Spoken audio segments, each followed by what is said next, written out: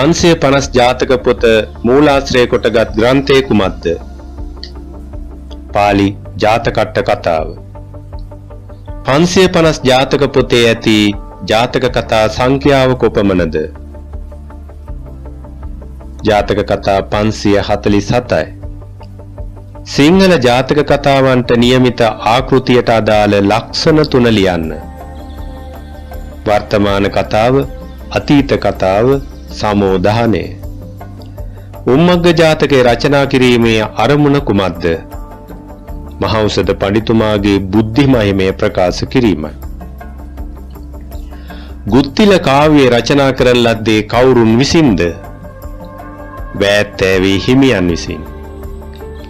ගුත්තිල කාව්‍යයේ අඩංගු කවි ගණන කොපමණද? පද්‍ය 511යි.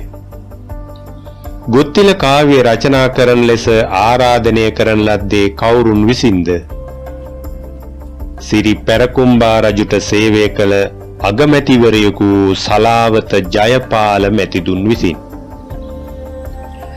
ගුත්තිල කාව්‍යයේ ආරම්භක කවිය ලියා ඇත්තේ කිනම් ගණයෙන්ද? වායු ගණයෙන්. මග අසබඩ කෙතක් රකිනා සිංහල කාන්තාවක ජාති ජරා ව්‍යාධි මරණ ආදිය පිළිබඳව සිංහල බසින් කී ගීයක් අසා සංඝ සැට නමක් රහත් වූහ.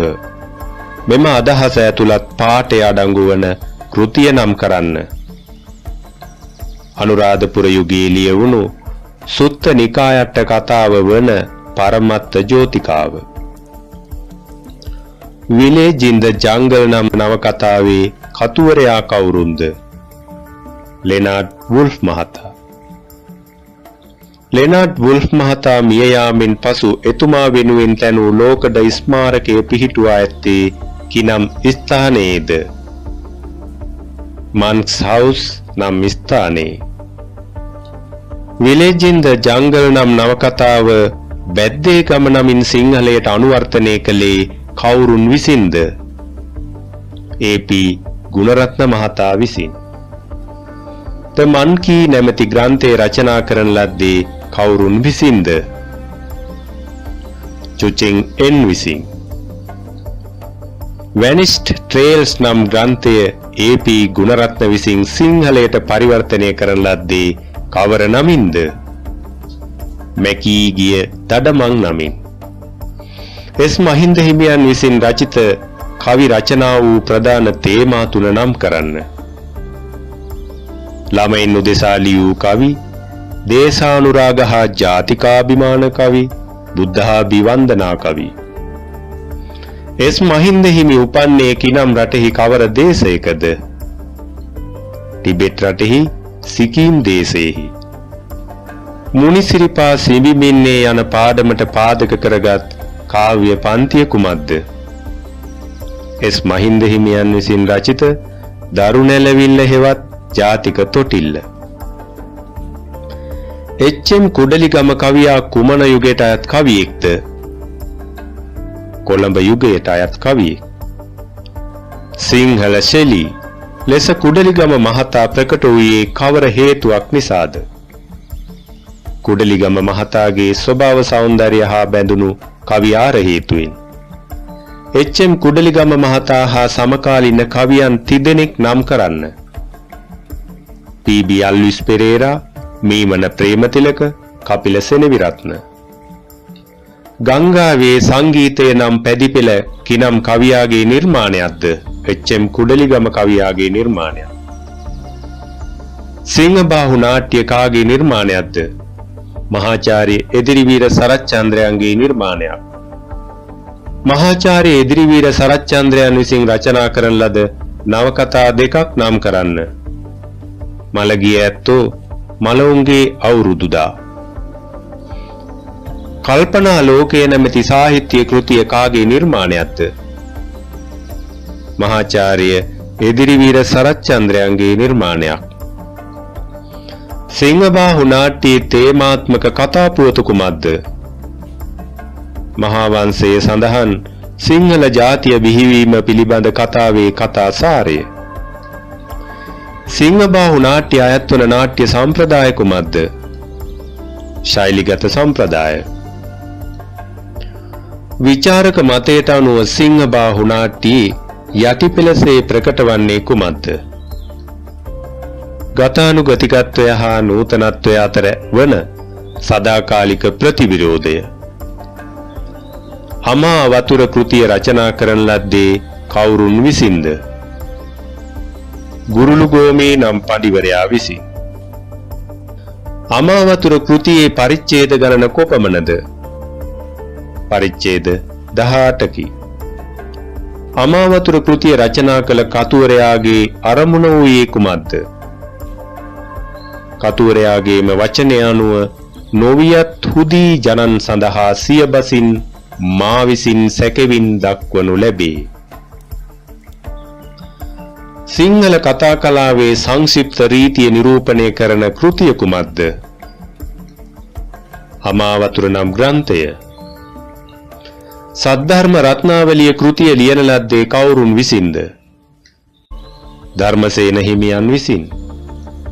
සද්ධර්ම රත්නාවලිය කෘතිය රචනා කරන ලද යුගය නම් කරන්න. දඹදිව යුගය.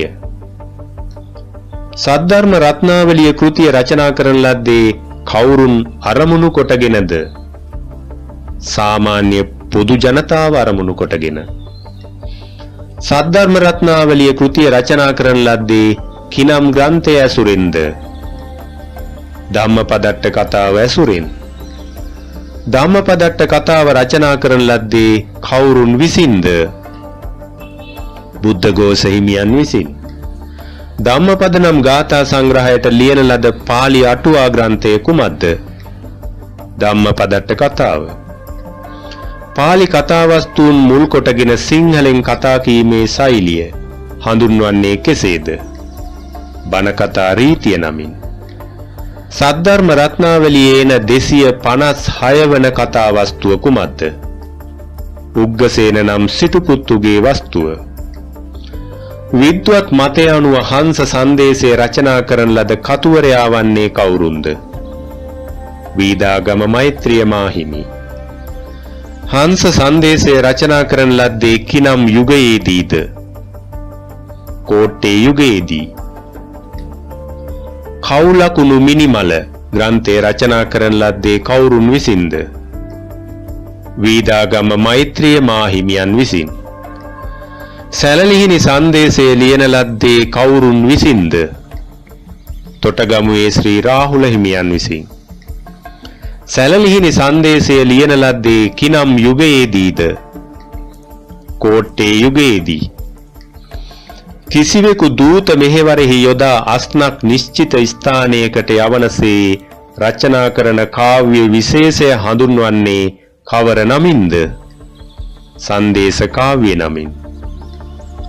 සිංහල සාහිත්‍ය වංශයේ දැනට දක්නට ඇති පැරණිතම සංදේශ කාව්‍ය වන්නේ කුමක්ද? මයුර සංදේශය. තොටගමුවේ ශ්‍රී රාහුල හිමියන් දැන සිටි ෂඩ් භාෂා මොනවාද? සංස්කෘත, ප්‍රාකෘත, මාගධී, අපභ්‍රංශ, පෛශාචි, සෞරසේනි. සිංහල සංදේශ කාව්‍යයන්ගේ ස්වර්ණමය යුගය කුමක්ද? කෝට්ටේ රාජධානි යුගය. සැලලිහිණි සංදේශයේ අඩංගු වන පද්‍ය ගණන කොපමණද? පද්‍ය 108යි. අපට වැසිකිළියක් නැමැති පාඩම උපුටාගෙන ඇත්තේ කිනම් කෙටිකතා සංග්‍රහය ඇසුරෙන්ද? නොනිමිසිත්තම හා තවත් කෙටිකතා යන කෙටිකතා සංග්‍රහයෙන්. කේ ජයතිලක මහතාගේ මුල්ම කෙටිකතා සංග්‍රහය කුමක්ද? පුනරුත්පත්තිය සහ තවත් කෙටිකතා. දියමන්ති මාලය කෙටිකතාව සිංහලයට පරිවර්තනය කරන ලද්දේ කවුරුන් විසින්ද? කේ.ජී. කරුණාතිලක මහතා විසින්. නොමියෙමි, සක්වාලිහිණි, ප්‍රබුද්ධ යන කාව්‍ය කෘති කාගේ නිර්මාණයන්ද? මහගම සේකරයන්ගේ නිර්මාණයන්. කුණ්ඩලකේශී නාට්‍ය රචනා කරන ලද්දේ කවුරුන් විසින්ද? මහගම සේකරයන් විසින්. ඈත කඳුකර හිමවරණේ නාට්‍ය ගීතය ලියන ලද්දේ කවුරුන් විසින්ද? මහගම සේකරයන් විසින් දෑතේ කරගැට සිඹසනසන්නට නම් නිර්මාණය උපුටා ගන්නා ලද්දේ කිනම් කාව්‍ය සංග්‍රහයෙන්ද? ප්‍රබුද්ධ කාව්‍ය සංග්‍රහයෙන්. රත්නශ්‍රී විජේසිංහයන්ගේ ප්‍රථම කාව්‍ය සංග්‍රහය කුමක්ද? බියනුවන් අයියන්ලි. චන්ද්‍ර මණ්ඩලයේ සැතපුණු පුංචි සාවියේ ගීතය ලියන ලද්දේ කවුරුන් විසින්ද?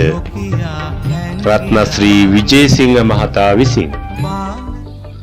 දැනට හමු වී ඇති පැරණිම සිංහල කෘතිය කුමක්ද? දම්පියා අටුවා ගැටපදය.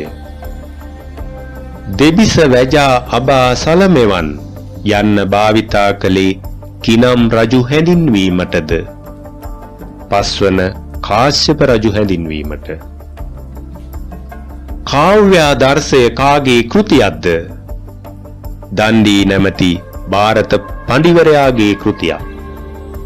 සිංහල සාහිත්‍යයේ විශිෂ්ටතම පද්‍ය කෘතිය ලෙස සැලකෙන්නේ කිනම් ග්‍රන්ථයද? කෞසිලුමින, ධර්ම ප්‍රදීපිකාව හා බුත්සරණ යන කෘතිවල කතුවරුන් පිළිවෙලින් නම් කරන්න. ගුරුළුගෝමී හා විද්‍යා චක්‍රවර්ති. දීර්ඝ ගද්‍ය කෘති අතර ප්‍රධාන වෙන පූජාවලිය නම් ග්‍රන්ථය රචනා කළේ කවුරුන් විසින්ද?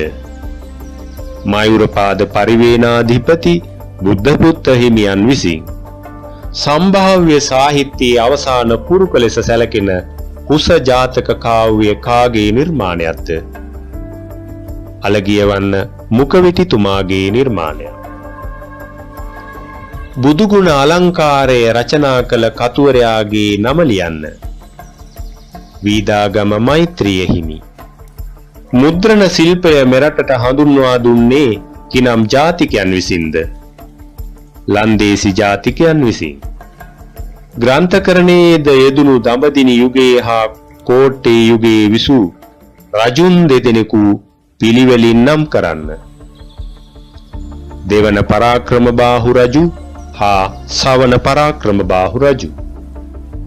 මෙරට සාහිත්‍යකරණයට අනුග්‍රහ දැක්වූ සිංහල රැජිනකගේ නමක් ලියා දක්වන්න. ලීලාවතී රැජින.